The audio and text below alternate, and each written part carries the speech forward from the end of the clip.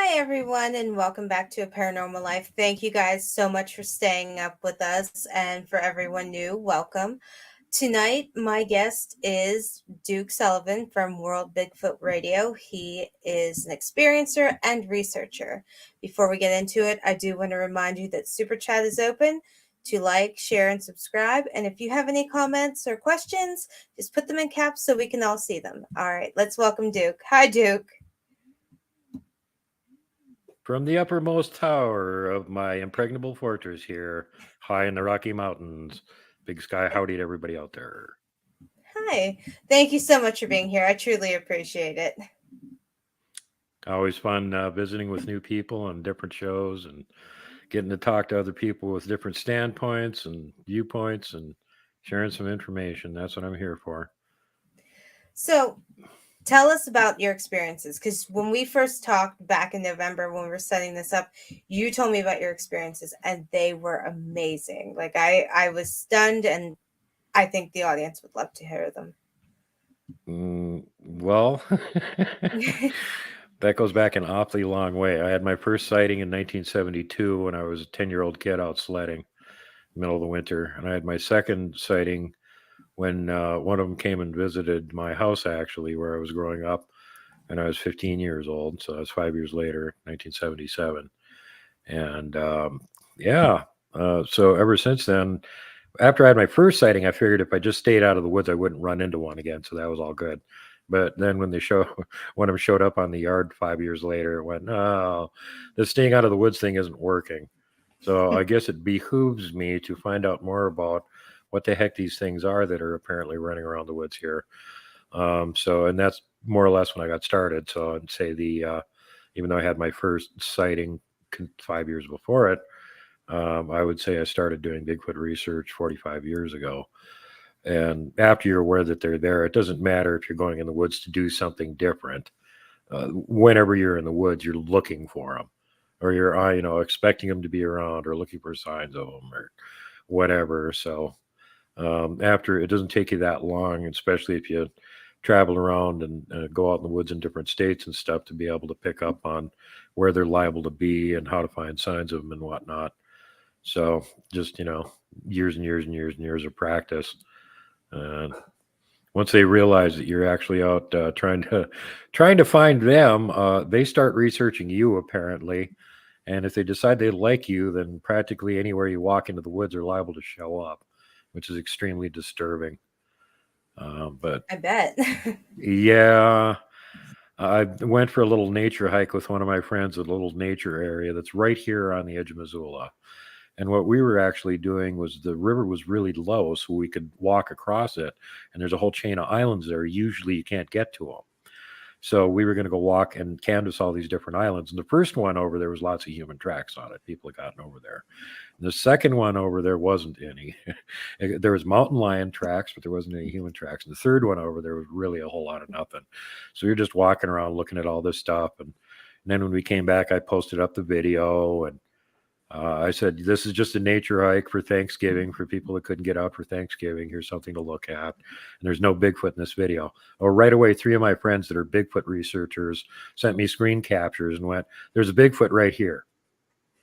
Well, the more disturbing thing of it is, out of this 20-minute video, they all picked the exact same spot of the video and circled the same place and went, there's a Bigfoot right here. Oh, jeez. I went, okay, I guess I'm going to agree with you guys. Apparently there was a Bigfoot right there. Well, the Bigfoot wasn't on the third island over, and he wasn't on the second island over. He was right on the main island, where there's all the walking paths and people prowling around all the time. He was just sitting just far enough inside the tree line to be watching us out in the river. And that really blew my mind. It's like, wow, you should have been on the other side of the river that people can't get to, but you're right over there on the main hiking path on the island. What the hell, dude? Just kind of like keeping an eye on things, basically his territory. Yeah, I don't know. I mean, like, I've noticed that with other people that have had long-term interaction with them that apparently they like, that it's really easy for these people to have Bigfoot encounters or find them, and you always hear that thing, well, like, seeing a Bigfoot is like being hit by lightning. It's a 1 in a bazillion chance that it would ever happen to you. That's true. But when you start going and looking for them and you actually figure out what their little trail markers mean and how to find them and all that sort of stuff, they start paying attention. If for no other reason than at that point you're becoming a threat because you're so good at finding them, you can pretty much do it if you want to. So then they get really kind of concerned about what your intentions are. And I think that's when they really start scoping on you to see, if you got bad intentions or good intentions or whatever. And if they decide that you do have good intentions and they like you, well, then they still keep an eye on you all the damn time. So yeah, I know I have friends that can do this too. They just go into the woods, and if it's a Bigfoot hotspot or something, almost guarantee something's going to happen. But they can go into areas where really they probably shouldn't be around, and they'll still catch them on camera. And it's like, what? How the hell are they here? Blaine Wow. Tyler talked about that. He was on one side of Algonquin Park and got a couple pictures of some that were up there. And then he drove way to the far side of the park, many, many, many, many miles away, back to his campsite. And the next night they were there. Oh, geez. Just like waiting for him, basically. Yeah, like, oh, yeah, he's over there camping. Let's go visit him. He came and visited us, And Blaine, anybody that doesn't know, go check out Blaine Tyler's channel. It's Blaine with a Y and Tyler with a Y. And he's up in Northeast Ontario and has already gone past his 10th year anniversary on YouTube. This guy's gotten some of the most amazing Bigfoot videos and pictures and experiences and stuff. And like nobody down here in the lower 48 seems to know who he is. I've had him on my show a bunch of times. Amongst other things, he got on video what's probably the largest Sasquatch that anybody's ever caught on video. There was a recent video that Fred Rule put out on subarctic Alaska Sasquatch, and then for whatever reason he had to take the video down again. But somebody who was out doing a helicopter survey just on a chunk of land that had been staked out for prospectors apparently, and this is way up in Alaska, so there's no road. You have to fly into the helicopter, land in the field, check the survey stake, blah, blah, blah. While he's doing that, he's filming everything. And there's this absolutely herkin big, ginormous Bigfoot standing in the background, taller than the trees that it's standing in, that he catches on video and doesn't even realize it. Well, Blaine also, same thing when he caught his, he didn't realize it. He was in this gravel pit up in, Northeast Ontario, and he knew there was some around there. He was actually there documenting their tracks, filming them, getting track casts. He had evidence that the little ones were there poking holes in the ground with sticks or something. And while he was standing there filming that, he takes his camera and he brings it up and then he turns it to the left and does this long pan across the length of this huge gravel pit. Well, he didn't realize it at the time because I found it in his video later on. When he brought the camera up, there was a gray 9-footer about 60 feet away from him standing there watching him, but he completely missed. Wow. And as he brought the camera across the hillside, and both of us think there's more of them on that hillside watching him, but the quality of the video isn't good enough to be able to pick them out. But when he does pan to the end, there's a whole bunch of equipment that's lying down there in the far end of the gravel pit, and there's this gigantic shadow next to this tree. And he didn't notice it when he was filming it. But when he looked at the video afterwards, he went, there's nothing there to cast that shadow. And the light is glinting off the shadow. That's hair. What the, So then the next time he could get a chance to go back there, he went back to the exact same spot. And he was trying to line up where this thing was and how far away it was. And then he got scared the second time because he realized it was like twice as far away as he thought it was.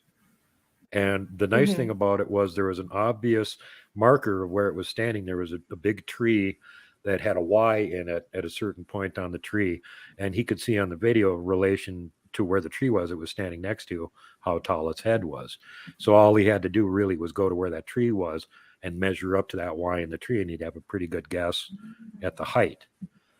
That Y in the tree is almost 20 feet up. So it had to be at least 17 feet tall. And this wasn't some tall, skinny, giant looking thing. It was built like the Hulk. And we talked about that actually in November. You told me how tall Bigfoot could actually get, and I was actually stunned. You said they could get like 20 feet tall. Yeah, actually, I'm pretty stunned too. I was talking to Robin McRae, who's Bigfoot psychic, and she's in touch with one of the groups that I do interactions with up here.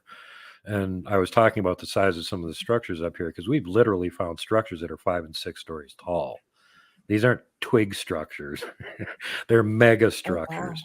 And they've got the No. building materials up here to do it because we've got like lodgepole pines. So they can make a structure that's 5 or 6 stories tall just by ripping lodgepole pines out and moving those around. But, you Mhm. know, most people have no idea that how much these things weigh. I didn't either until I asked some loggers, actually. Richard Williams found the first giant X up here that we found, and that thing was about 50 feet tall. And I asked 3 different loggers, okay, Wow. that one of those pine trees that's making that X right there, what looks like an X, what does that weigh? Mhm. And they all gave me the same exact estimate, about 3 tons. Jeez. What can pick And up a something 3-ton log and walk around with it? exactly. Exactly. And speaking of Robin, it looks like she is in the chat tonight cheering you on. Yeah. So anyway, um the point isn't to miss this conversation with Robin. I'm mhm. saying, you know, these guys have got to be 13, 14 feet tall, like Yeah. glag size up here in order to make structures that big. And she starts laughing. And I go, what's so funny? And she goes, you just got corrected. They said 18 feet. I'm like, oh, Wow. okay. It wouldn't That's surprise me at that's all, considering massive. some of the stuff we found. Whoever made it had to be absolutely Yeah. gargantuan. That is massive. And it's going to bring me to my next question, and I did ask you this. How come nobody can see them? If they're that tall, are they just that well cloaked? Are they that, they Yeah, by the camouflage time they get themselves? that gigantic, they're not Mhm. babies anymore. They've been around a long time. And first of all, they know how to avoid us. And even being Mhm. gigantic, look, we're not looking for anything that gigantic. All it has to do is sit still and we won't see it. If it's in a stand of trees, all they have to do is stand there and we won't see it because their legs look like tree trunks. I've got pictures of them pulling this trick where they think we're not noticing them because, yeah, all we see is your legs. But yeah, we can actually see up to about your navel. So you can see your crotch too. Those aren't tree trunks. This is the kind of Oh stuff my they do. So we just don't key in on it. Don't forget, humans are lousy at this kind of thing. Yeah, we got all kinds of hokey dough, science fiction-y, special effecty, infrared, and all that kind of stuff now, but that's very recent. And people still aren't really trying to use much of this stuff to try and find them. And I'm not entirely convinced that it would work if they did. Uh, these guys are just superbly good at hiding. And it's surprising how little pattern perception and observational skills most humans have. We're complete doddering idiots. Even if we aren't walking around with a cell phone in our face playing with it, we still don't notice anything that's going on around us for the most part. We rely almost exclusively on something to move in order for us to notice it. right. And then beyond that, our pattern recognition for something like a Sasquatch just completely sucks because we don't know what to look for. Have you seen one before? Then you don't know what to look for. And they don't all look the same. And they come in all different colors. And they can be in places where you wouldn't expect them to be. And they don't move. They're smart. They know if you're looking at them, don't move. It's very rare you can get one to move on camera. We've got it twice in like the last 8 years that I've been doing Oh this. We've got a wow. couple of them to actually move on camera. And it wasn't a That's whole lot of amazing. movement. One of them ducked behind a tree because realized the camera was on it. And then we really caught it while we saw it move. No, it just ducked behind a tree. And we got that on video. And the even funnier part is he didn't notice it. And as he's zooming back out again, it peeks its head around the tree to see if he's still looking at it. It's like I kind of hope he left. Yeah. Is he I- still looking at me? Oh, shit. Yeah. Pulls its head back and again. and that you make a good point because I've personally never seen a Bigfoot. I've never seen one, so I would know what to look for. Yeah, even the pros that are, Yeah. the people that are really good at this stuff that can actually get pictures and video of them regularly, they've all got Mhm. tricks figured out or they wouldn't be getting anything. And I think Mhm. also part of it is that they're on good terms with the Sasquatch that they're interacting with all the time. So really the Sasquatch are letting them get them on camera. Mhm. As Robin in chat will tell you, if they don't want you to have a picture of them, you're not going to have it. They can make it disappear right off your camera. We're doing everything with electronic format now. Boy, can they screw with that. It's one of the reasons the Patterson Gimlin film actually appeared because they were using Mhm. film with a mechanical camera, nothing electronic for them to screw with. And nowadays they probably have a field day because it's all iPhones and everything else. Oh yeah, it's ridiculously easy for them to mess with it. How many zillion times have you heard this from Bigfoot researchers? Mhm. Well, right at the climactic moment when whatever it was took the food from the bowl, the game cam died, or it Mhm. just didn't get a picture, or the batteries died. I got my camera up there and I was just getting ready to film something and the batteries died. It happens all the time. They can do this stuff and they can make you think the batteries are dead when they're not. I tried this one time. They're messing Mhm. around with my camera. I'm trying to film something. All of a sudden, indicator light, no battery. And I'm like, that's impossible. I've only used this battery for like maybe 5 or 6 minutes Mhm. and it was fully charged when I started. So I Now, is pulled that. this So I pulled out that little pack, that little battery pack out of my camera, put it in my pocket, pulled out the other fully charged one I had in my pocket, put it in the camera, fired up the camera, red blinky light comes on, no battery. Okay, that's impossible. This battery was just charged and hasn't been used. So I say out loud, "You guys quit screwing around with my camera." And I take the battery, the other fresh one, out, and I put in the one that was formerly indicating as dead back into the camera again. And guess what? Red blinky light doesn't come on. jeez. That's something. Do you think is it like paranormal? Is it like how ghosts tend to drain energy from cameras and such? Is that Yeah. what they do, or is that something totally different? What they do? I don't know. I don't know exactly how they're doing it. If they're doing it with vibration or something, Robin would probably Mhm. be a better person to answer that question. Okay. They've got multiple abilities, and it's not like Hmm. they're all just like jack of all trades with a bag of tricks. Some of them don't really hardly have any kind of abilities. Um, Hmm. and it seems to be, it's like a martial arts school. They have certain tricks that they know, but they only teach it to their students, and they tell their students not to teach it to anybody else. So they keep the tricks, all in that martial arts school. Well, some of these Sasquatch units, tribes, clans seem to be the same way. Some of them, like, it seems like the only thing they know how to do is mind speak with each other, and other ones can do all Hmm. kinds of weird things, and there's gradients in between. So it's not like every Sasquatch you run into is going to be able to do all of this kind of weird mystical stuff. But some of them Hmm. absolutely can do all kinds of weird mystical stuff. And the older, bigger ones are the ones that have had all that Hmm. practice time to get good at doing that kind of stuff. So that may partially answer your question as to why we Hmm. don't usually see the bigger ones, because they've gotten that big by being really good at hiding. And also, it takes a long time to get that big. So they had lots of times to practice all of their weird little hiding and paranormal tricks that they've been working on, For hundreds of years. Did they for did they live who hundreds of knows how long. years? Uh, from what If I've you had to heard, if they guess. stay exclusively in our realm, they, Hmm. live like up to about 200. Oh wow. But the So more then it time they does give them spend time. on the others, they can go through the veil when they want. And if they spend a Hmm. lot of time, basically when they're on the other side of the veil, they don't really age. So there's some of them that are, uh, from what I understand, there's one down in the southern U.S. right now, and when he was a little squatchlet, knights in armor is still running around in Europe. Oh wow. Wow, that makes them pretty old then. Well, and think about So, this too: if they've been sitting around for hundreds of years in the woods with not much of mhm, anything to do but twiddle their thumbs and practice paranormal abilities, how good do you think they are at these paranormal abilities after a it few hundred years of practice? exactly. I mean, they're masters by now. So you said your first encounter with one was when you were 5. Has anyone else in your family had encounters? Is this No, my first one is possibly? when I was 10, Oh, okay. 72. As far as I know, nobody else in my family has had any kind of paranormal anything. Okay. So it's just you who's had these encounters. Do you Yep. think maybe they singled you out? Since it seems Very like likely that seems to yeah. come up over and over and over and over again. People that have Mhm. had long-term interactions, and a lot of times they don't even know it until they start talking to other people that have had long-term interactions, and then they start realizing, well, God, I've had these things following me around since I was like 4 or 5 years old, and I didn't even Mhm. know it. I didn't know what was happening. I didn't know the signs. I didn't know what a tree structure was. I didn't know that they went whoop whoop and they made knocking sounds. All that stuff was happening when I was a kid. I didn't know what it was. Yeah. So And I think that's interesting that, they kind of singled you out, and it looks like they followed you throughout your life, basically, because you are in contact with a clan, am I correct?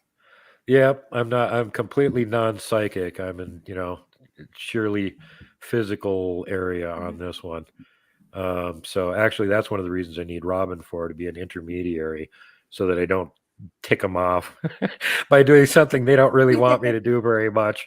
And that's probably one of the reasons they've been keeping an eye on me for years, because I am one of those people that's prone to walk into like super dangerous things that nobody in their right mind would think about doing. And then, like might potentially need rescue. So Right. Just like your dogman encounter that we talked about.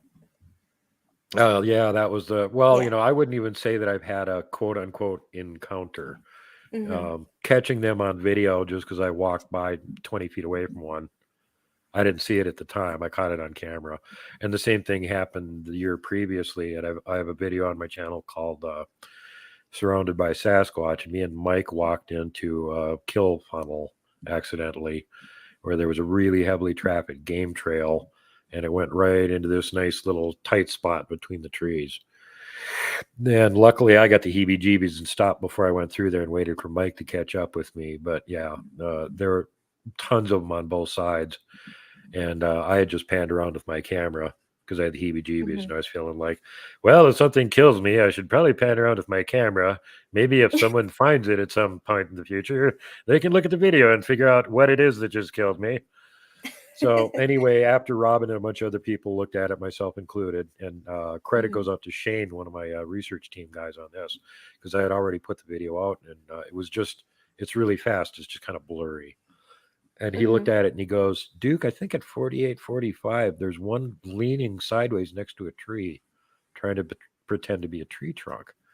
And this guy's on my research team, he's pretty good. So I go, okay, I'll go back and I look at it, and I look at it. Not only is he right, there's one behind the tree that's looking over his shoulder, and he's brown, and you can see the hair on the top of his head and both of his eyes as he's peeking over, Oh, also looking jeez. at me. And I'm like, well, great find, man. You didn't just get Mhm. one, you got two. I got to go back and look at the rest of this video. Okay. So then I started looking at it, and I got PTSD for about 3 days because they were all over the place in there. Mhm. And the reason I brought this up is because in addition to all the Sasquatch that there was a dog man, and he was one of the most obvious ones. There was actually a little crook in a tree, and he was sticking his head around it, looking at me. So you could see his whole head, and Mhm. unless this is a wolf that's standing 7 feet up for some reason, it's probably a dog man. Yeah, exactly. And that's something you don't want to see, like that's something you don't really want to encounter. Yeah. Now, Well, they didn't attack us. They let us be mhm. smart and turn around and walk out the way we came. And we've been smart enough to not go back to that particular spot again, although I've been all around it in other directions coming in from other Mhm. areas, so have a pretty good idea of exactly where it is, what's there. But yeah, that's the game trail we were following looks like a cow path. It's like a Oh, foot jeez. deep into the ground because of all the moose and the Mhm. elk and everything that are walking up and down it. And that's what caught my attention. I was following the set of moose tracks that were bigger than my foot, you know, and I'm Mhm. filming those. And then I get the heebie jeebies, and I'm like, I'm going to wait for Mike now. This is creeping me out. Somebody's watching just me. just in case I need somebody to trip or something trying to get out of here. Yeah. Well, it's But great to have another witness with a camera there in yeah, case they start getting attacked. You might film some of it as he's screaming and running away. exactly, right? Do you want to tell us about your first encounter with, the Bigfoot, with this clan? Which, the ones out here? Yeah. Wow. Mm, I started going to the area not because I had seen a Bigfoot or even knew there were Bigfoot there. I started going to the Mhm. area because one of my friends from Idaho was there randomly on vacation, and he's also a Bigfoot guy, and he saw a 5-story X structure, in which he then waded across the river and went and checked to see if these things were natural or not. And no, they weren't. Both of them were full-size trees, all the branches ripped off and moved into place. So that really freaked him out. It's like, this is the biggest X structure I've ever seen. Oh my God, where is it at? Oh, it's only like 40 miles from where I live. Ah. So of course I had to go there, and then went all over that the surrounding area and started finding more and more gigantic structures from them. So we kept going up there and camping, and then we started finding the tracks and hearing vocalizations and yada yada yada. So this has just been going on for years and years and years. We were probably 3-4 years up there just documenting tree structures and tracks before we ever caught anything on camera that we could go, that might maybe be a Bigfoot hiding back there. So and it took them that long to trust you. Yeah, to just get used to us. And it all depends on who you got there with you too, because they may like certain people and not other people. So it's not guaranteed they're going to like everybody on your research team. And if you happen to have somebody on the research team that you think is perfectly fine, but they don't trust them, they're not coming out. And we realized this with 2 of the regulars on our team that would come over from another one of the nearby towns, and they'd show up and they'd be there for a day or two, and not much would happen. We'd have lots of fun walking around the woods and finding structures and tracks and stuff, but not much activity. And as soon as they would leave, it was like Bigfoot fiesta time. You start hearing the wood knocks and the whoops, and they're making racket across the river from camp, and they're making racket on our side of the river, on the other side of the road.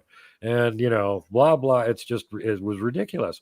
They'd be right up by camp. You could see their eyes shine in the woods, Wow. But as long as these other 2 guys were there, no, they wouldn't come around.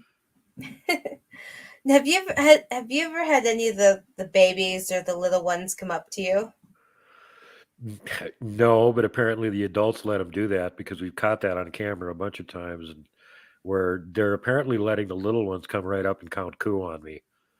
Sasquatch at the X video that I have up, I'm trying to line up to do a comparison shot, because I was up there about a month before and thought that we got a couple of them on video. So I wanted to go to the exact same spot, same time of day, same weather conditions, so that you've got all the lighting and everything is identical as you can get it, and do comparison video to compare to the original to see if said objects of unknown origin were still there. If they're tree stumps or shadows or whatever. Well, as it turned out, none of them were there. But as I was in the process of trying to line up where the spot was, and I knew exactly where it was, there's a whole bunch of fallen trees that make a V shape. And I was right up at the end of it. And I turned around and filmed the opposite direction. So that was really easy to find again. So as I'm walking up to that spot, I've got the camera on already as I'm walking up to it. And I'm narrating while I'm going back to this spot, get some comparison video. And I turn around and I start filming a comparison video. Well, not until afterwards, when it comes out, and Christy Sci-Fi and Robin McCrae and a couple other people took a look at it and went, Duke, there's Bigfoot all over the place in that video. They were in the wood pile that I was walking toward. There was 2 of them in the trees behind it, and there was a big adult and a littler one about 20 feet in the tree above her, about 50, 60 feet off in the background. There was 3 little ones in that pile of timber that I was walking toward and turning around. They're like literally right behind me. So guess what's one of the last things I get on video right before I turn around to the camera? There's a little one in between 2 logs. You can see his face, and he's reaching his hand up like this. He's going to count coup on me as soon as I turn around. Dirty little cheater.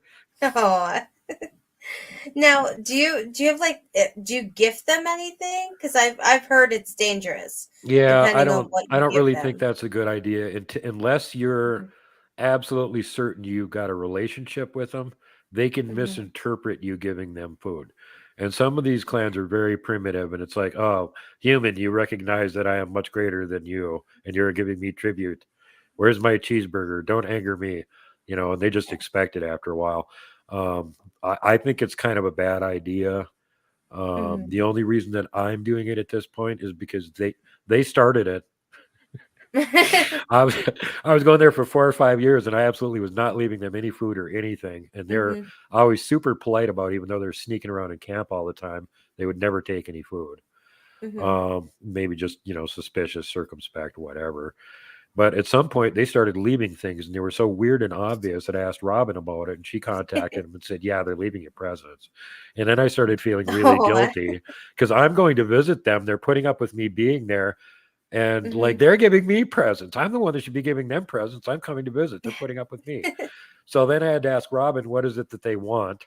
And she gave me a whole shopping list as long as my arm. And I got every single thing that they wanted and brought it up there. And Oh, then the next time I went up about a month later, I said, well, what's a shopping list? And it was way shorter. There was hardly anything on it.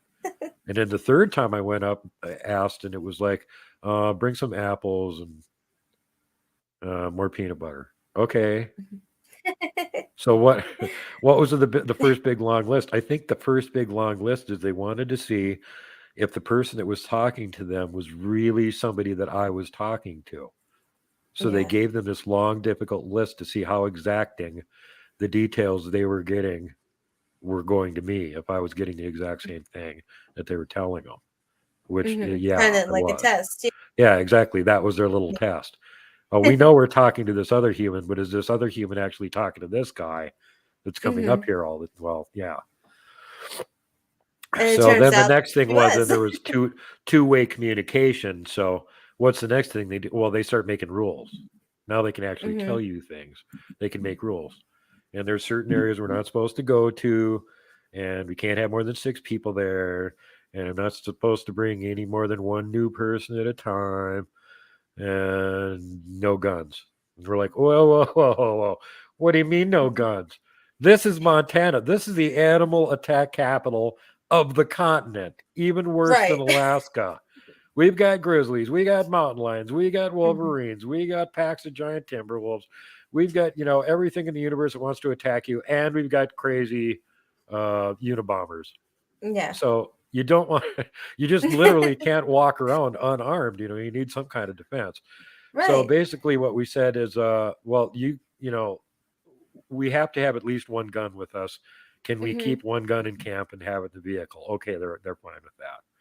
Okay, now when we're walking around the woods and we're going to get mugged by a grizzly, what are we supposed to do? Okay, so we bargained on that one too. Hand weapons are fine. You can have all the broadswords and spears and stuff like that that you want to carry with you. So that's literally what we do. We carry broadswords and spears and stuff. Doesn't bother them at all, but those things work very, very well against common animals. As our ancestors have proven for hundreds of years, they work extremely well against common animals. But the other thing was like, well, we still have, there could be issues. What if there's some other dangerous cryptid wandering around your area? What if there's crazy human with gun wandering around the area? A Yeah. broadsword isn't going to work that good against that. They got a ranged weapon. So they said, okay, we will keep an eye on you and make sure that you're safe. So now I'm in this really, really strange position where I'm going up there to do research on relic hominids, and my security is being provided by those same relic hominids. Which is very interesting because while you're trying to study them, they're protecting you. And they're studying me and following me around and Yeah. making sure I don't walk into a grizzly or off a cliff or some other stupid thing. And Now, that's have why they? I put out a T-shirt on my at my Teespring store, World Bigfoot Central hyphens in between, if you want to go check it out. And it says Sasquatch has my back. And this is why I put that shirt out.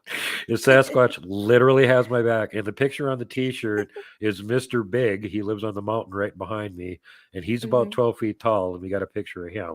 Oh, So wow. that's who's on the T-shirt. Sasquatch has my back. That's Mr. Big.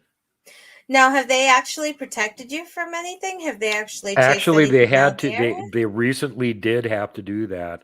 Usually, that valley that we go to research in, they've got that under such tight control. You really don't have to worry about much of anything. There really aren't any predatory animals up there.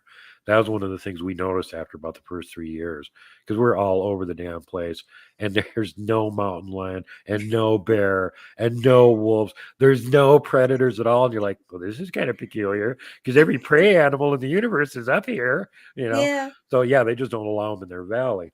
But they do occasionally go through there. And this fall, I was up there with Eric, and I had talked to Robin before I went up, and the clan up there told me through her that there was this crazy bear up there, and they had chased it out of the valley a couple of times. The bear was the female, because they said there was a little bear with it, and they couldn't get rid of her, and apparently they didn't want to kill her. So again, we told them, well, we're going to be up here without any guns, so you need to have somebody keeping an eye on us so nothing happens.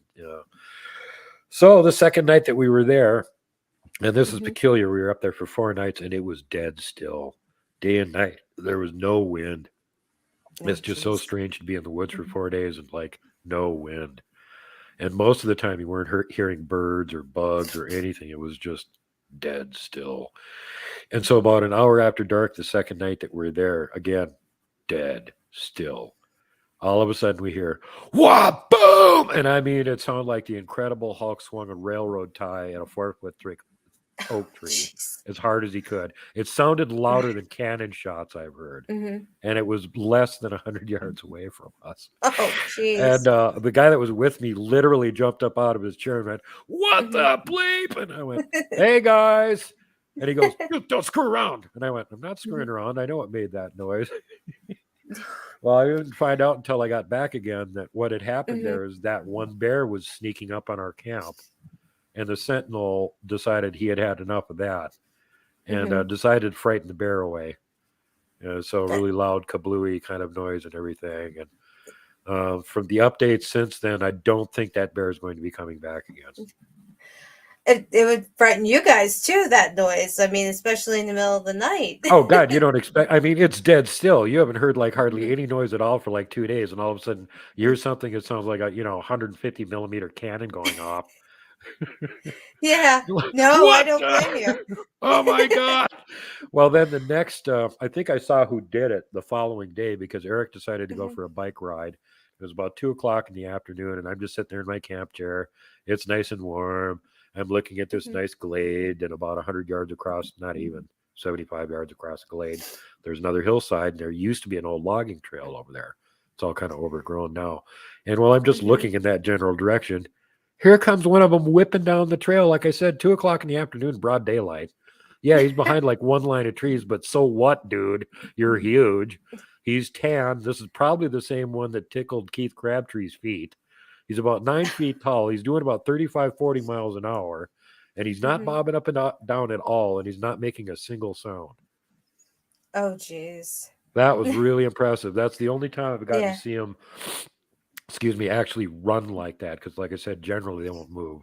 Even if you get them on camera, then they definitely don't move. Hmm. They give you that thing like I'm a stump. Look at something Yeah. else. So, are you okay with taking some questions from the Sure. audience? Okay. So, Vincent wants to know, why are they so much different than the southern Bigfoot? I'm guessing the Bigfoot in your region. Why are they so much different than the southern Bigfoot? I don't think they're very much different at all. There's different sub varieties of Bigfoot across the continent, and they are a little bit genetically different than the other ones. This hasn't been proven yet. We're going to have to do a lot more gathering of DNA samples and comparison to figure all this out. But there does seem to be distinct sub varieties. The skunk apes down in the swampy southeastern areas are actually different than the Sasquatch that you would find up in Alaska or something. And there could be more than one sub variety in Alaska. It certainly sounds like it. Between the Natnak and the Uriulis, they don't sound anything like each other. They're fairly close geographically. So if they weren't separate subvarieties or something, they should have inbred and all become kind of more homogenous. Um, uh, I don't know, So did I they're answer the question? it sounds like it. So my question is, I'm going to ask one on top of his question. So the different types of Bigfoot from different regions, they're not all from the same gene pool. Then basically, they're different. They're different Well, clans. yeah, they're all from the same gene pool, just like humans are all from the same gene pool. But there are humans that are, black, and there are humans that are red, and there are Asians. And, we're all noticeably different. You can Right. tell which genetic pool somebody comes from generally by looking at them. It's, Mm-hmm. if we can tell the difference. And it's the same thing with them. They have a little bit more variation. It seems like a lot of the southern Sasquatch, Bigfoot type creatures down there don't tend to get quite as big as the ones up north here. Mm-hmm. But that could just be biological selection too, because, if humans live in a distinct area long enough, they'll start taking on characteristics that are more applicable to that environment. And specifically in the north, the same thing holds true with any of the larger animals. The further north you go, the bigger they get. And that's just because of conservation of body heat. Little skinny animals freeze solid. They don't make it through the winter. Right. And a Exactly. Sasquatch being an apex predator, if it is going to predate on any of these other animals, it's going to have to be big enough to, wring their neck. Hmm. So when your nearest food supply is a moose, you better be really big or you're not Yeah. eating. And stronger than the moose. I mean, Exactly. Yes. so Deepak wants to know how many varieties of Bigfoot are out there. Seems to be endless. Not really as many as everybody seems to think. Every local area has a different name for their Bigfoot. That doesn't mean that the Bigfoot's any different there than it is in other areas. I'm not trying to contradict myself or anything here, but Hmm. Momo any different than the Ohio grassman? Probably not. They're all just Bigfoot. There's some regional variations, like I was saying, like skunk ape is different than an Alaskan Sasquatch. The Pacific Northwest Sasquatch that we got over here are a little bit different than the wood boogers or sukaloo that they have down in the deep south. And you can see the differences too. The ones out here tend to have cone-shaped heads, and the ones down there are more commonly have the round heads. But again, that doesn't hold entirely exclusively 100% all the time either. Hmm. And Vincent wants to know how many to a clan or a pod. Totally varies. How many relatives do you have? What's the carrying Not many. capacity on the land?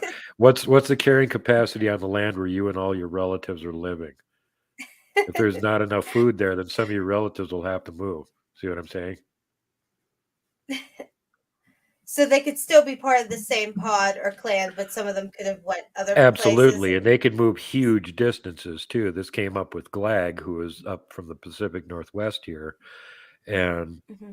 as it turned out, his grandma, which is actually his great aunt, had picked up a mate who was from the South and had been living down there with him for decades. And when Kevin moved into Arkansas, he was in the same general area she was, so she found him. Hmm. That was Glad Grandma. Oh. And the first thing he said when he saw her is like, "This female Bigfoot is gigantic. She's like 10 feet tall." And I'm like, "Well, yeah." And he goes, "Even the males down here don't usually get that big." And I go, "You think she's from around there?" And he goes, "I'm starting to think maybe not because she's really huge." Well, then it didn't take him too much longer to find out that, yeah, she wasn't from down there. She was from up here in Hmm. Idaho area originally, and that's why she's so much bigger than all the local ones were. And she was also really old. She had the grayish white hair and stuff, and she was Hmm.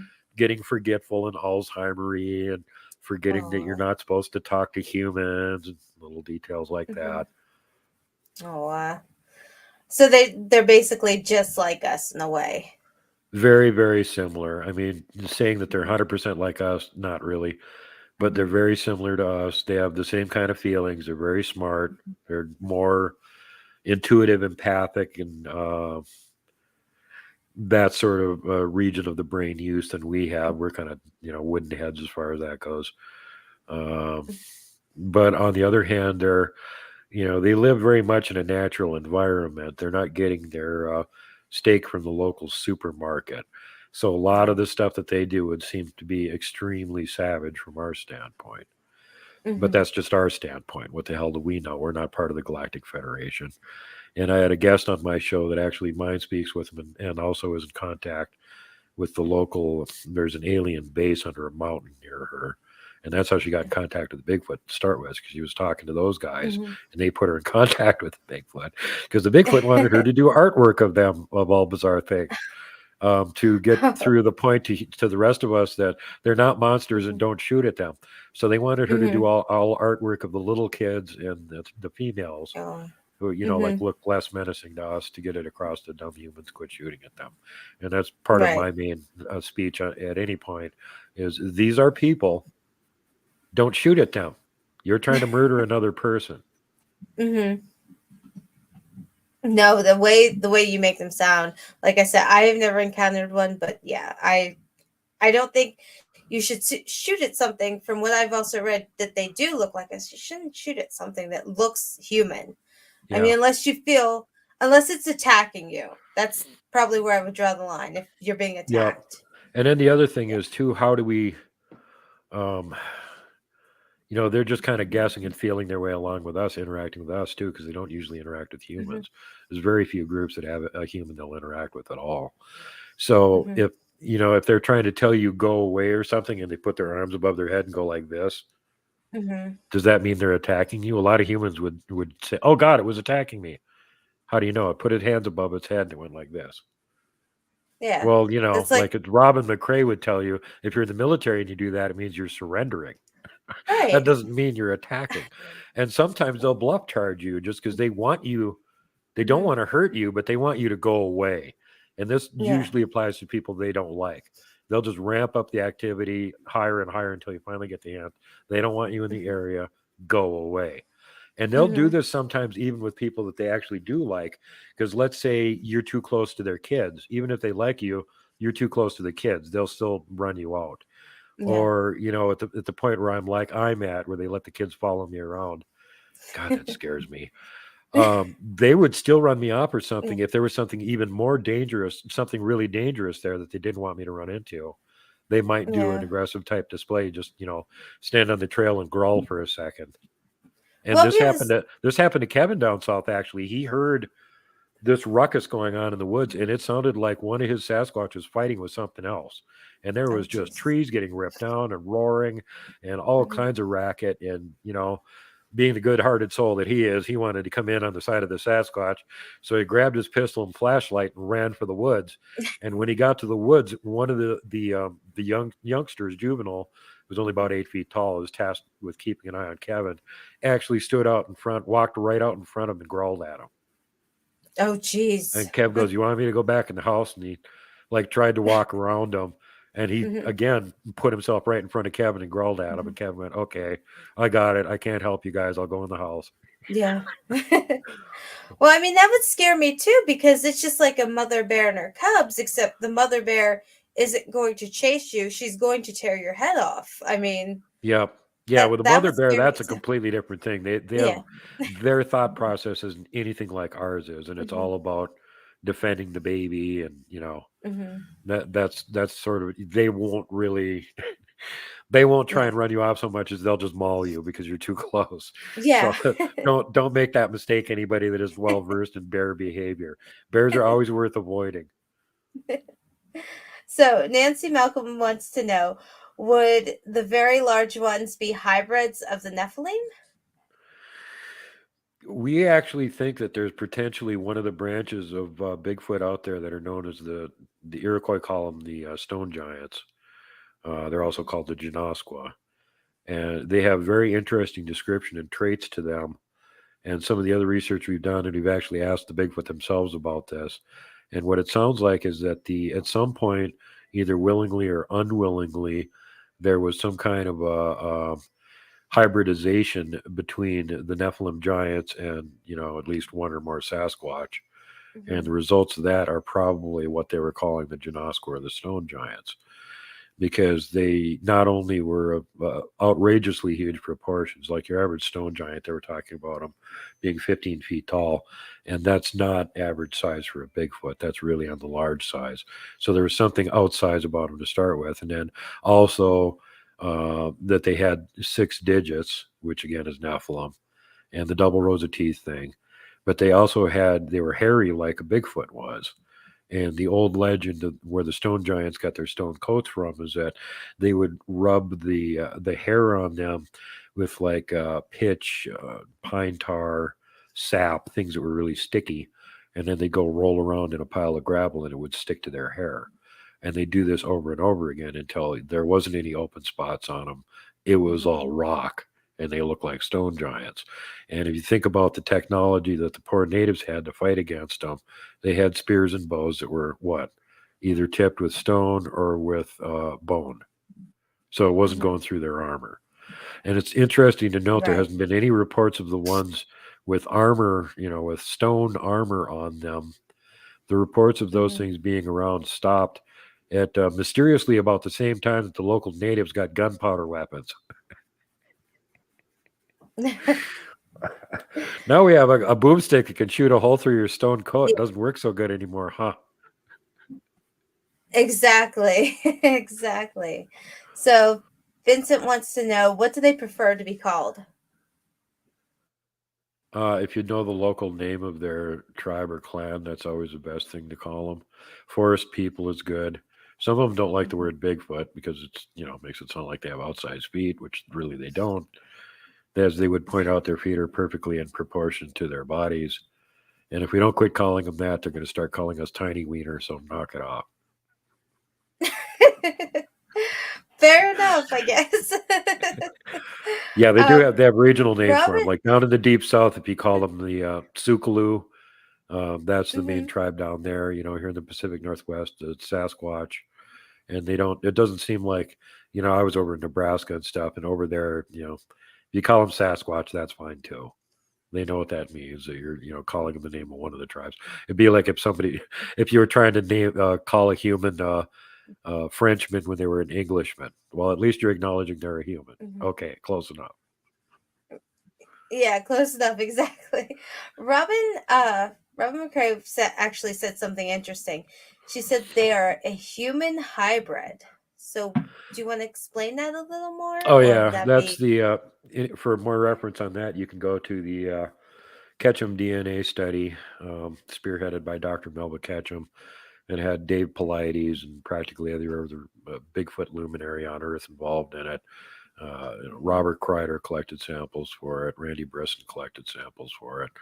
They had over 100 samples that they did the genetic testing and sequencing on, had multiple labs do it, published a written paper on it. Findings were that the mitochondrial, which is the female DNA line, was human female, dating back to about 12, 15,000 years ago. And the nuclear, or the DNA that comes out of the nucleus of the cell, that's the male line, does not match with anything known. So that's how we know that they're human hybrids. At least all the ones that they got hair samples from and other tissue samples and whatnot that they could test.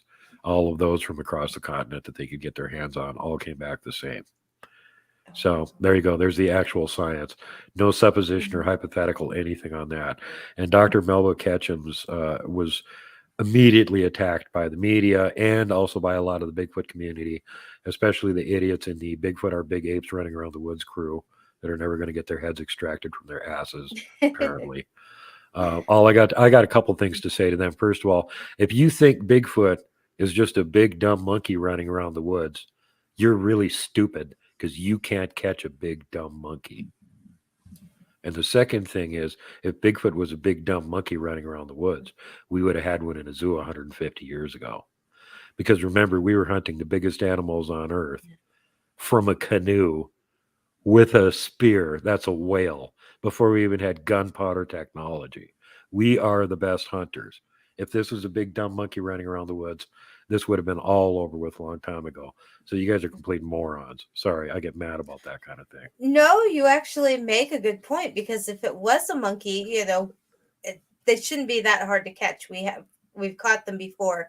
We have them in zoos. Yep. I mean, we know how to obviously trap them, or they should be much more easier to see.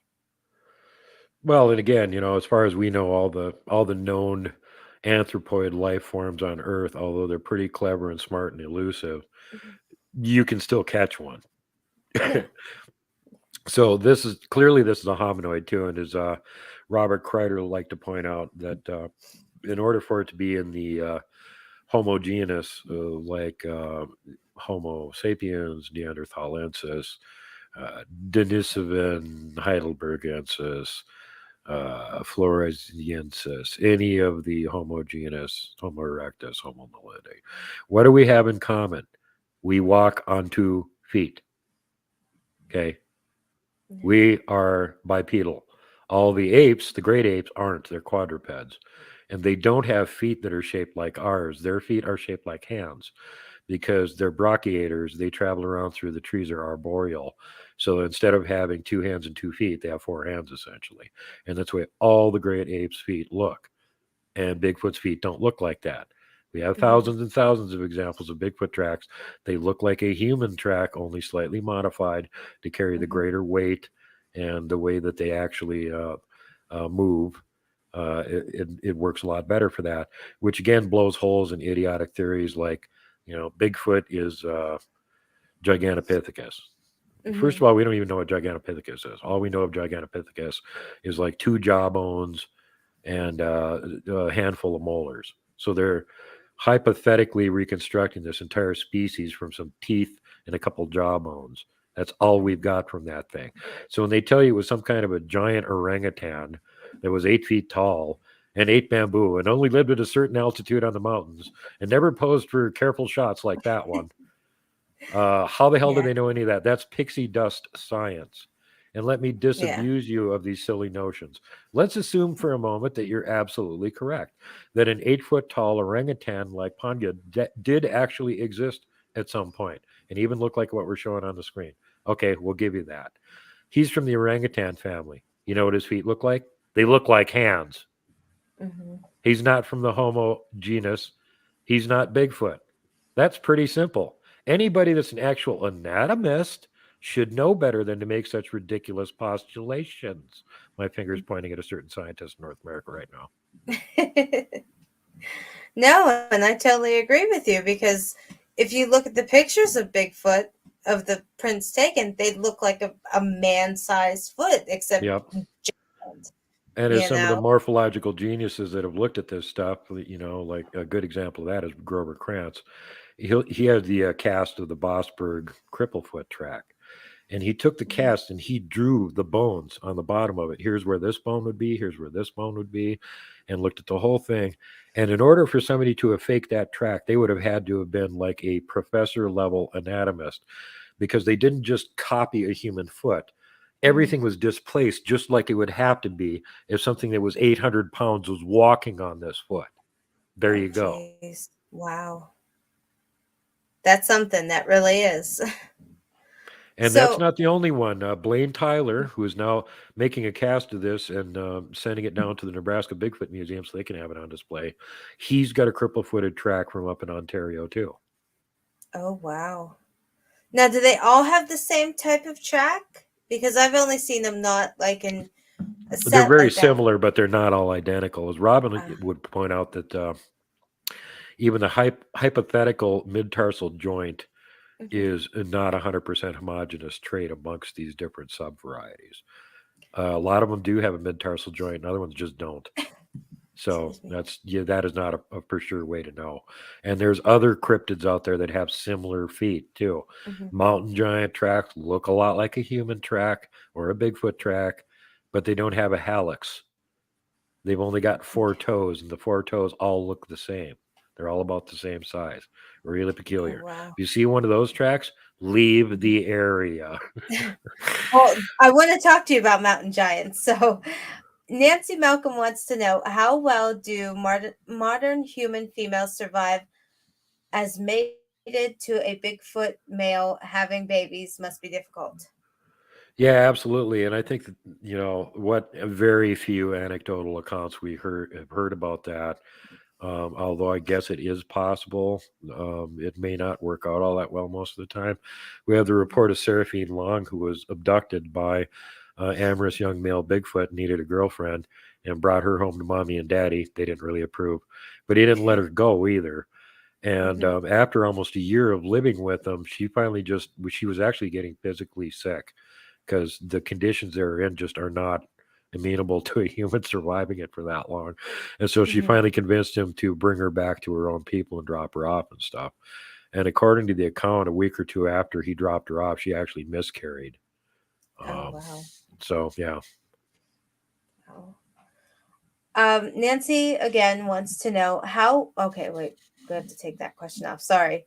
Nancy wants to know, do Bigfoot say the star people are human?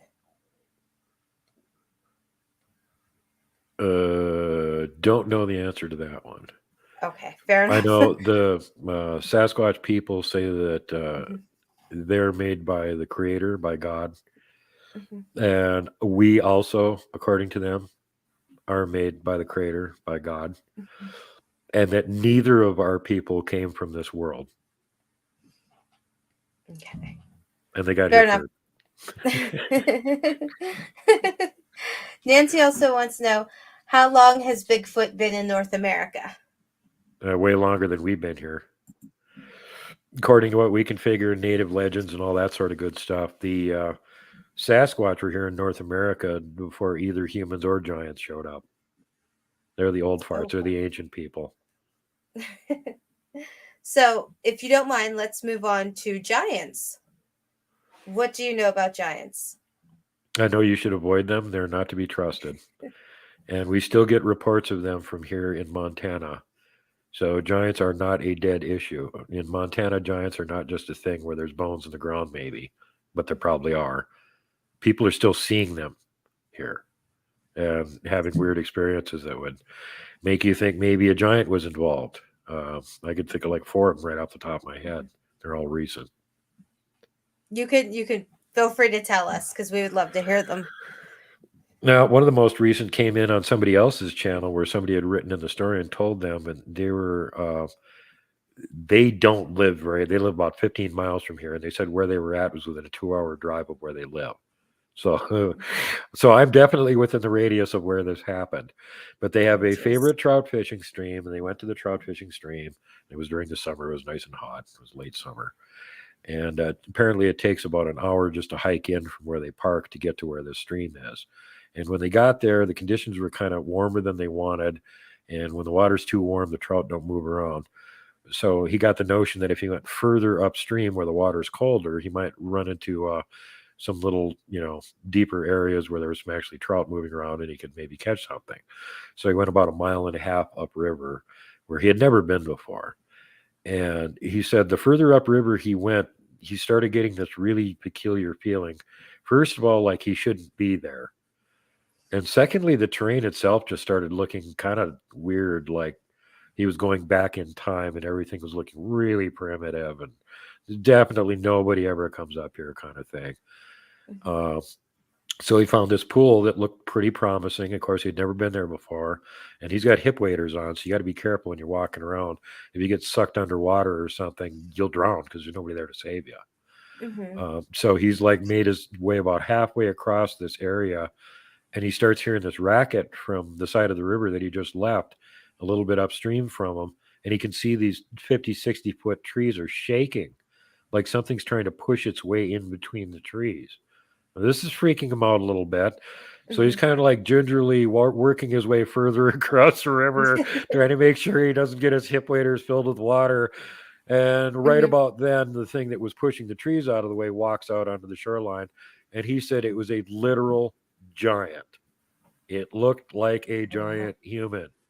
It had like 7 or 8 elk hides that it had put together to make a garment out of. And it made boots and stuff like that. And it was just glaring at him. And then it yelled at him. It was so loud, he said his inside shook. And its voice was incredibly deep. And he didn't realize until it was like halfway through it that it was actually saying, "Go." Wow. Now that really made him poop his pants. So he decided he wanted to get across that river as fast as he could, even though the river was so shallow. It really wouldn't slow this thing down at all. And as he was in the process of doing that, it wrenched what he estimates to be about a 2-ton boulder out of the bank where it was standing and chucks the boulder at him.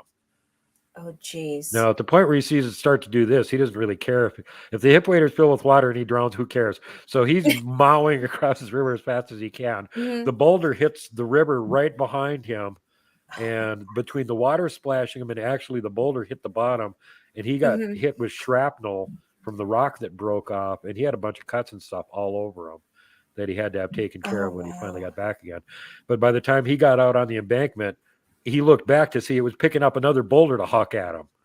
So oh my God. So he double timed it up into the woods where he could at least get to cover where he couldn't see him. And when he got up there, he tripped, went down on his face, like in everybody's favorite Hollywood movie sequence. Yeah. No, this is real life. He's like, oh my God, this thing's right behind me. I'm going to die. So immediately he jumps up. He turns around. It's not following him. He can see it on the other side of the river. It's actually turning around and going back into the woods again. So he just made his way back downriver and, another 2.5 hours of walking through the woods by himself till he got back to his vehicle and drove out of there and went, I'm just never going that far upriver again. That wasn't a good idea. I don't blame him. That's scary. I mean, But you wouldn't yeah, he expect literally said the trees it was standing in were between 50 and 60 feet tall, and it looked like it was half as tall as the trees were. oh my So, God. I mean, you're talking about something that's probably around 20 feet at least. Mm-hmm. And we get these other weird reports too. There was one where they used to have all these active nuke silos here in Montana at the same time they had all the ones in the Dakotas and whatnot. And even though a lot of them are decommissioned, they still have to Mm-hmm. upkeep them. Right. So they had this one where they had a flatbed truck with materials on it, and they were going to upkeep this one silo. And they got a call to their security guy who made the report on this that something was going on there. Some trigger, there'd just been some sensors triggered, and drive up there and see what's going on. So he drives up there, and when he gets there, first peculiar thing he notices that flatbed 18-wheeler, it's laying on its side. Oh, that's not good. That's not a good sign. Yeah. Then when he gets to where the nuke silo is, the big Mm-hmm. door on the nuke silo that, what do they weigh, like 20 tons? It's not on Yeah. the nuke silo. Something moved the door out of the way. Oh boy. And he told them what was going on, and they said, well, we need you to take your flashlight and climb down inside and make sure everything's okay. So he takes his flashlight, he shines it over the edge into the darkness, and he hears this really deep growl. Oh jeez. And smells this stank coming up from down below. Mm-hmm. And he goes, nope, not responding to that. Having problems with my walkie-talkie here right now. Can't understand what you said. And he got in his vehicle and got the hell out of there. So he doesn't know what happened after that. But that was the part of it that he saw. Yeah. I don't blame him. I wouldn't have went in there. No. Actually, one of my former roommates had this happen. He was up gold prospecting up at you have a lot of these little access roads that go up into the mountains and then just kind of dead end. And this one goes up to kind of the high end of this one little creek. It's a good spot to prospect for gold. So he's up there with his metal detector and his pen, and he's up there all day. And only one vehicle comes up the road to the end of it and turns around and goes back. He's up there by himself all day long. So finally, it's getting close to dark, and he gets in his vehicle and he goes back down the road, and he gets about 3 miles down the road, and the road's blocked. Oh, there's a camper blocking the road.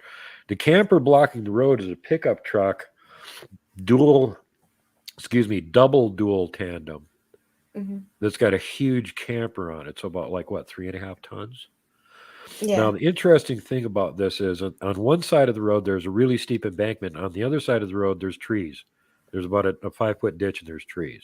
So there's no place to turn around whatsoever. You have to go up to the end of the road where he was just at in order to turn around. So the thing that struck him immediately as he pulls up is the truck's upside down. It's sitting on its roof. Mm-hmm. Then he notices, okay, maybe they tried to turn it around. They drove up the embankment or something. No, there's no tire tracks on the embankment. There's 2 frantic people standing there, elderly people. Mm-hmm. And the old man, an old lady, and he said, how did this happen? And they said, we don't know. We had parked on the road, and since there's no traffic, we figured we'd just take a quick walk into the woods, go down the embankment here into the woods. Mm-hmm. And about 10 minutes later, we heard this great, huge crash, and we came running back up to our camper, and it's upside down. So he immediately starts looking for suspicious signs of tracks and also not believing them. Did they try and actually turn this thing around, try and drive it up the embankment, and then it flipped over? No. There isn't even enough room, if there had been tire tracks, for it to flip over. And the other thing that he found extremely disturbing is if this thing had flipped over, in other words, if it rolled from upright over to the top, it would have done damage to the camper. There was no damage on the sides of the camper at all. It literally looked like something picked up this 3.5 ton camper, turned it upside down, and put it down on its top. That's odd. So that really is.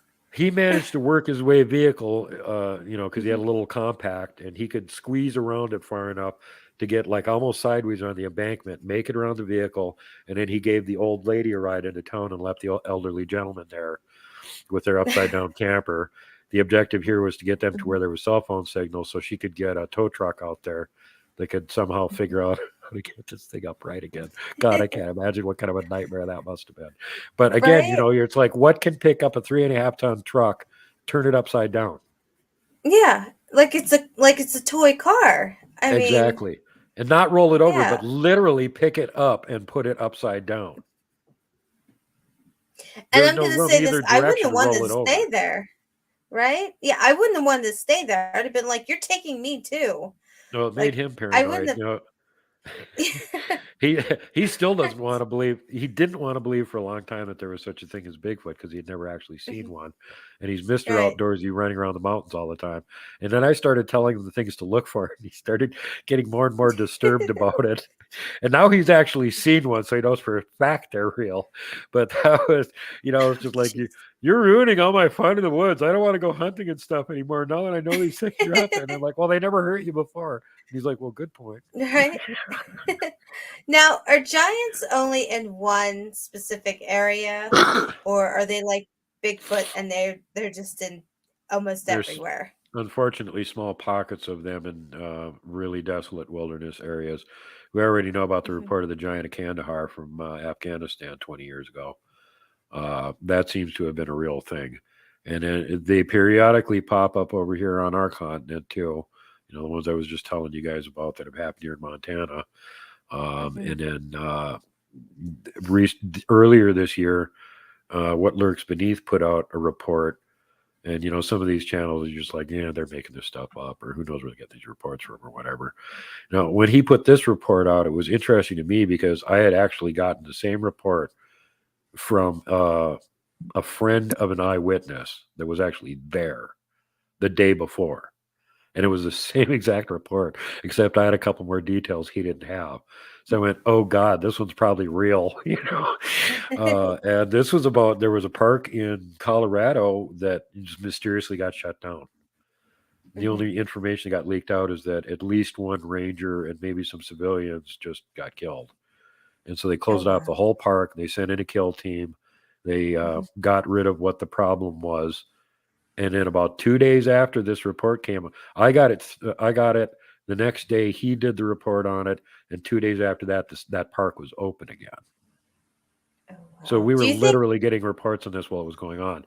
And the person that reported it to my source said, Mhm. quote, we have a Kandahar giant incident on our hands, unquote. Oh wow. That's bad. Do you think that they're part of the missing 411 phenomena? The giants could be part of it. Absolutely. Well, that's part of the problem here. It's easy to blame Bigfoot because, like, oh, that's the only thing that's running around the woods you don't know about. No, you're absolutely wrong. There's more. Yeah. There's more than one kind of cryptid running around the woods. The Bigfoot are the least dangerous ones that are out there. The other ones are all way, way worse than them. So they're all the prime candidates for that kind of stuff. And then you've got Mhm. crazy cults that have supernatural powers that most people don't want to think crazy cultists can have. And you've got the reptilians, and you got some of the aliens that like to abduct humans and do experiments on them. Military abductions. And then just on the cryptid end, you've got mountain giants, you got gugwies, you got the Mhm. rake. You got all kinds of, some of the dogmen are pretty damn dangerous too. There's some Bigfoot out there that are pretty dangerous and don't like humans. So there's a wide variety of different things that could be contributing to the missing 411 phenomenon. Mhm. What Dave seems to be finding out at this point, of course, we're talking about Dave Pilates, is that there's commonalities between a lot of these reports. And the stuff that's being reported as happening doesn't really add up to one, like doesn't really make sense that Bigfoot's doing it, or just doesn't really make sense that just cultists are doing it, or, even more Right. whimsical supernatural things like the little people probably have done quite a few of these abductions and they ain't getting blamed for Mhm. anything. Now Dave's got this, Right. flying saucer angle on it. Maybe the aliens are abducting Mhm. them. Well, maybe they are. Quit blaming Bigfoot. They're Yeah. definitely not doing the majority of it. There's more than one person there. Exactly. No, I agree with you. Yeah. And we had also talked about the Andrew Dawson case because I Yep. had asked your opinion on that. And so for those who don't know, it was Andrew Dawson was a person who had supposedly saw a giant and he had put it on social media on TikTok. I think if you look him up on TikTok, you can still see the videos today. And he saw a giant, and then afterwards he started getting different things, like I suppose government agents came to his house. There was also a video of him saying it was a hoax, it was a joke, and then he looks off camera like somebody's telling him to do this, and then he suddenly dies in, I think, June or Right. July. And then there was another, well, there was actually one video after that, about 2 weeks or something after he did the It's a Hoax video, where he came back on, looked super nervous, and went, it wasn't a hoax, it was all the truth. Yeah. And then that was his last video. And then he died. And his girlfriend did a video talking about, he was very depressed and blah, blah, implying that he committed suicide. And I know a couple really good people in the cryptid community that have looked into this. And one of them is Hammerson Peters. He's one of the preeminent archivist cryptid guys up in Canada. Go check out his channel. But he lives near where Andrew was. So he actually had the luxury of being able to drive over there and check it out himself, boots on the ground. And who else? The Y-Files just did a video on this too. And both those guys came to a pretty much identical conclusion that he was actually faking it. Hammerson Peters definitely could point this out because he was right there and he went, look, here's the road he was driving down where supposedly there's a giant on top of it. Well, there is a radio tower that you should be able to see from there. Now, here's the one where he shot the comparison shot of the same mountaintop and said, look, it's not there. But he was in a different position, looking at it from a different angle. And even though that tower is there, yes, you can't see it from that spot. It's over the curve of the mountain, but it's there. And then some of the other stuff that he did didn't add up at all either. So they both arrived at the conclusion that, yeah, basically he did hoax everybody. But here's the weird thing, though. After he died, and the Y-Files did a little bit more research on this, he can find information on all this guy's relatives, his girlfriends, his dad. I mean, he's got a picture of his dad's headstone on the video and stuff like that. Yeah. But there's no information on this guy. It doesn't tell you what school he went to. There's like no information. That's weird. That's very really strange. weird. Very strange. Because you'd figure if he actually had relatives there with the same name, okay, he lived there. Where's his records? He went to school there. No. What do you mean? Where's all the information on this guy? You can find information on his whole family and girlfriend, but suddenly there's no information on him. This is sounding kind of Bob Lazar-ish. It's very odd. And I know that his girlfriend had said that, she wanted privacy and everything because they had the child. So his name should probably be on the birth certificate. Yeah. There should be a death certificate. But that's the other thing too. I mean, if he did actually get something and they threatened him or whatever and killed him, you would expect the girlfriend to come on and go, no, it was all fake. None of this happened. Please don't kill me. Leave me alone. Yeah. No, but that's so weird that there's like nothing about him. That is weird. Yeah, if you guys want to see that, the research that I can't remember the guy's name right now, but it's the guy that runs a show called the Y-Files, and his sidekick is a goldfish that sits in a bowl next to him and heckles him, called Hecklefish.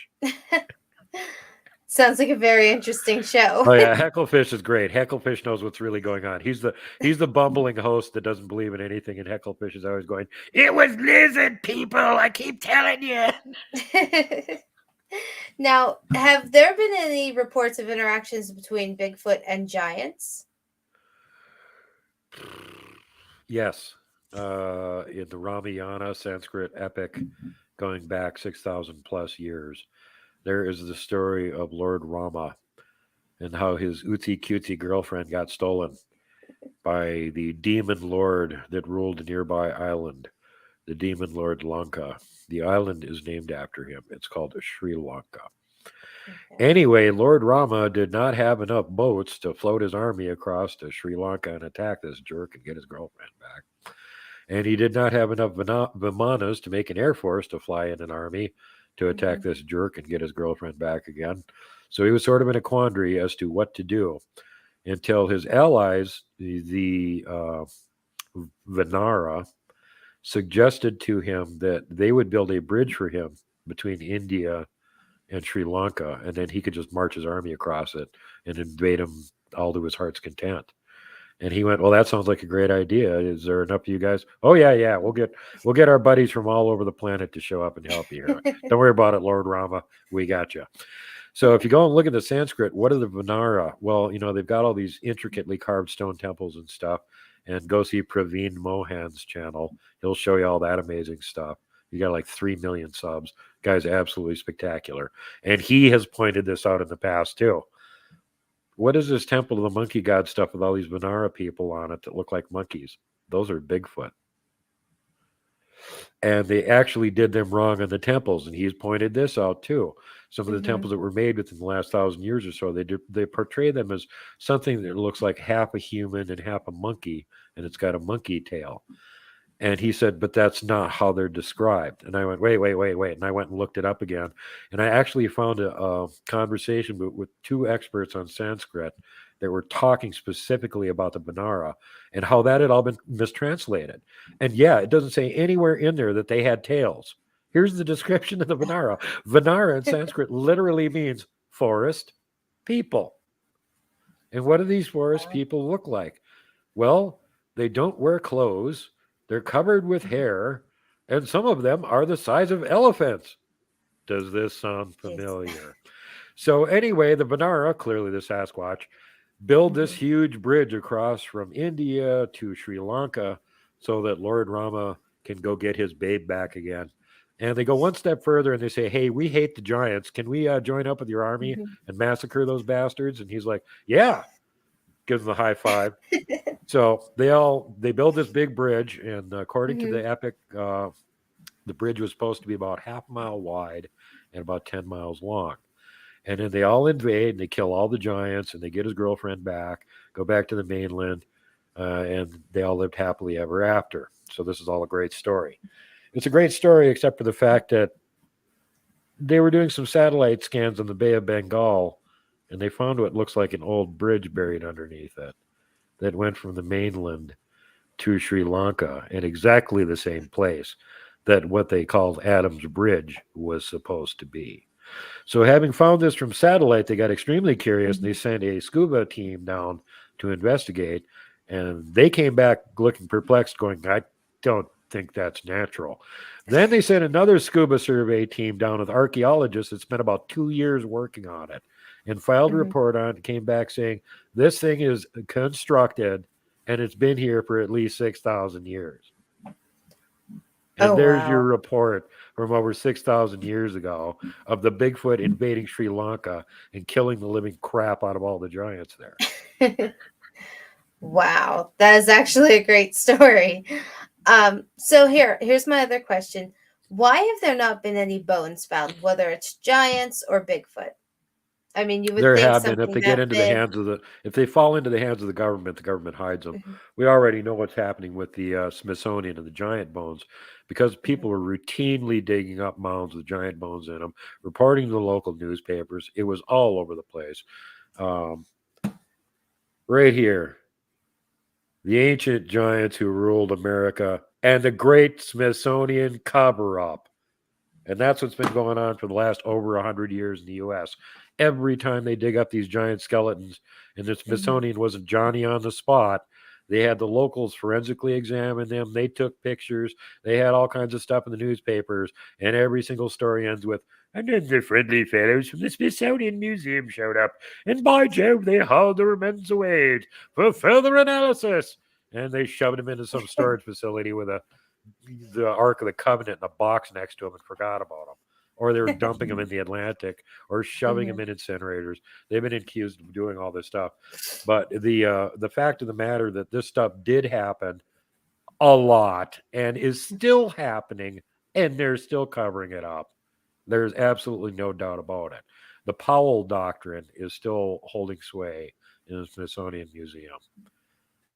And, this is a museum that it's named after a guy named Smithson, super rich, died without heirs, contributed all of his money to create this Museum of Natural History, which is so accurate that even though they have a big thing about him in there, I mean, he's the guy that paid for it. Right. They got his death date wrong. So why are you going to believe anything else they tell you? You have a point there. Now, do Bigfoot, as well as giants, of what you know of each of them, do they bury their dead? Is that or they Yeah. just leave them Yep. for the earth Some of too? some of the nastier and fouler cryptids may just actually eat their dead, and that's not unheard of. Like humans are cannibals too. That's how they Mhm. got the disease Kuru, because it's a ritual thing. When one of your relatives dies, you don't want them to be completely gone, so everybody eats part of them, so they continue to live on in you. And unfortunately, that's how the human disease of Kuru, which is very similar to mad cow disease, with a bovine spongiform encephalopathy, BSE, mad cow disease. The human version of it is Kuru, and it comes Right. from cannibalism, from eating other people's brains and whatnot. So, yeah, this kind of thing could be going on with them too. And that would be extremely bad if you had all these brain damaged cannibal Bigfoot things running around. But it seems that that's Say. probably not what's going on. And they do actually bury their dead. And, if you're burying them, good luck. Because I know people that have found mounds and stuff that they're absolutely convinced that, Hmm. Bigfoot made these things. Because look at this is a burial mound and it's 10 feet long. Humans don't need a burial mound that big. Right. Now, that one last thing. The dogmen have been seen in cemeteries digging. Did they? Is anything buried there that would draw them? Like, Yeah, like do half say rotted meat because they're really hungry. is Uh, that why they'd probably be there? yeah, no, this goes hand in hand with some of the old legends from the Middle East about ghouls. Hmm. Ghouls, Ghouls, ghouls. And ghouls would lurk out in the waste, and they look a lot like the rake. Hmm. Hint, hint. Yeah. But they're not known to be all that dangerous. They're kind of cowardly. They're like a jackal or a coyote or something by themselves. Hmm. Nothing to worry about. But if there's a whole pack of them, they might try and gang up and kill you. But in general, even if they did kill you, they won't eat you for a while because they like rotting meat. So they'll leave you lying around till you're good and stinky before they'll tear you apart and eat you. But these are the kind of beings that they have ascribed from mythology to being the ones that lurk around graveyards and that dig into the graves and eat the bodies and stuff. And some of these giant ancient necropolises, there was rumors that they actually had tunnel systems underneath them so they could burrow up from underneath the coffin and dig in through the bottom and get the corpse that way, and you'd never know that they had done it. Oh, that's ick. Yeah. That's very That's disturbing. genius in a way, but it's also very disturbing. Yes, very disturbing. Yeah. So they don't tend to try to bury their dead in with ours, like in the same area, like a cemetery. They have their Yeah, own. no, no. Okay. We think the one where they had actually buried him in a river under a log jam, which Hmm. again is genius because it won't take very long for the river to wash away all the remains and get rid of all the evidence. And meanwhile, the Right. log jam will pin it down. Hmm. That's actually very smart. That really is. Now, did they do it in like groups, like a cemetery, like we have, or they just No, I don't. basically where they lie? Well, I mean, geez, I don't know. Oh, okay. When I was a kid, I found an area that might have been something like that. It was really creepy. I didn't Hmm. like walking through it. And it could be the brightest, sunniest, bird chirpiest day ever with Disney type songs going on in the background. And you come walking into this area and it's like you hit a wall of dread. And it stays with you until you walk back out the other side of it again. And Oh, that area jeez. there was no real underbrush there. It almost had the aspect of a cemetery, except there were trees and stuff. And every Hmm. so often there was one of these gigantic mounds, like I was just describing earlier, that were like 4 feet, 5 feet wide, and 10 feet long. So Hmm. unless that was Oh my some, gosh. my dad always said, well, that might have been, an Indian burial ground. Well, yeah, it might have been, Dad. If Hmm. the Indians were 10 feet tall, it might have been. I mean, you don't know. Maybe some of them were, but Well, there were some of the natives that were really extraordinarily tall, and that had to Mhm, do with the giants in North America. And some of them were actually like the more good giants, didn't like their relatives, and they joined with the humans. And then you had these mhm. tribes that had like, why are there so many guys in this tribe that are 7 feet tall? Oh, yeah, we took in some giants a few generations ago.